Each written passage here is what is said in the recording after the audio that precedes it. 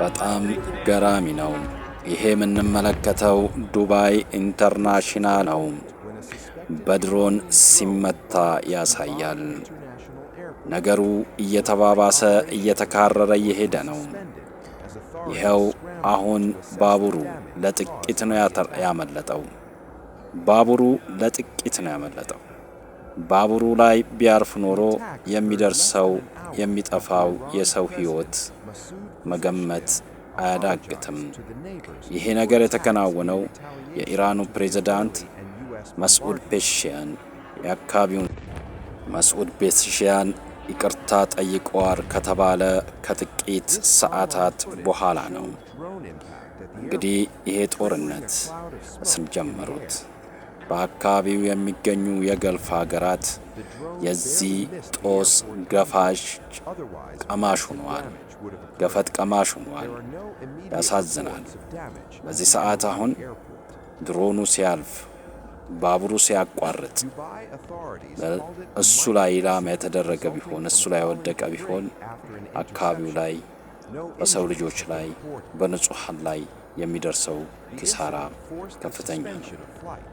ይህ ሁሉ ዱላ የሚያርፍባቸው አሜሪካንን ስላስጠጉ ነው። የአሜሪካን ቤዞችን ፍለጋ ነው ኢራኖች ይህንን ድብደባ የሚያካሂዱት። ኢራኖች ጥቃት ከመድረሳቸው በፊት አሜሪካና እስራኤል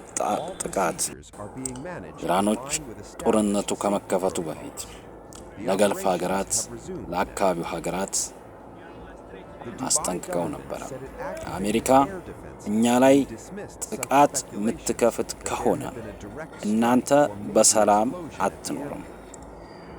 ለአሜሪካኖች ያስጠነቀቁት ነገር ቢኖር አሜሪካኖች እያንዳንዱ በገልፍ ሀገራት፣ በአካባቢው፣ በመካከለኛው ምስራቅ፣ በምስራቅ አፍሪካ የሚገኙ ቤዞቻችሁ ይመታሉ፣ ተመተዋል።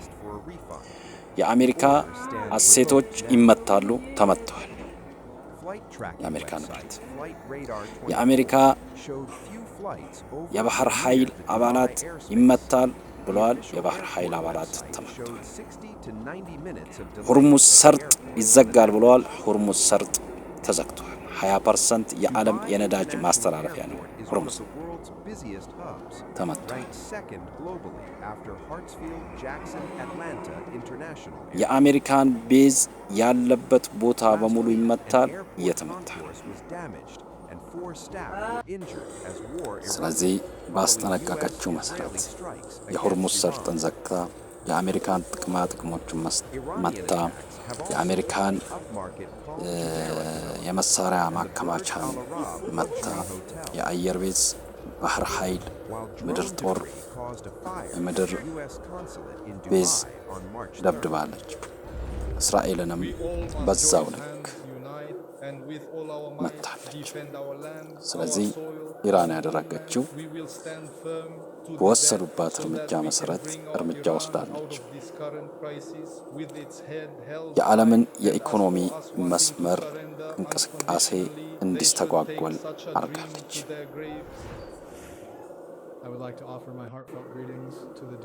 እንግዲህ ኢራን ለምናለች፣ አትንኩኝ ብላለች፣ ግን አቅሟን ለዓለም አሳይታለች።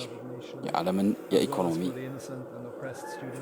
መስመር በመዝጋት አሜሪካን ከኔ በላይ ማን አለ የምትለውን ጉራዋን በማስተንፈስ አሜሪካኖች በአንድ ቀን በአንድ ጀንበር ሁሉ ነገር ፈጽመው ድል በድሉ ነው ወደ ቤታቸው የሚገቡ መስሏቸው በጀመሩት ጦርነት የው ዛሬ 7ኛ ቀን አስቆጥሯል።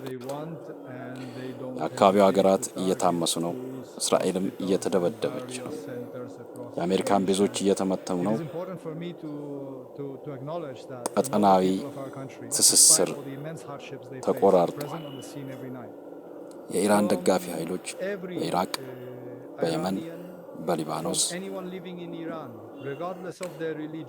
በዓለም በሚገርም ሁኔታ አቅማቸውን በማሳየት የአሜሪካንን ቤዞች፣ እስራኤልን ቤዞች በመደብደብ ለኢራን እገዛ እየሰጡ ነው።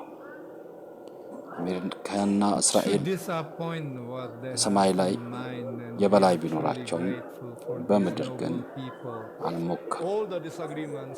አሜሪካ ደገፍ የኩርድ ኃይሎች ወደ ኢራን ጥሰው ለመግባት ቢሞክሩም ከአንዳንድ ተደምስሷል። በማይታወቅ መንገድ የኢራንን ድንበር ጥሰው የገቡ ይሁኑ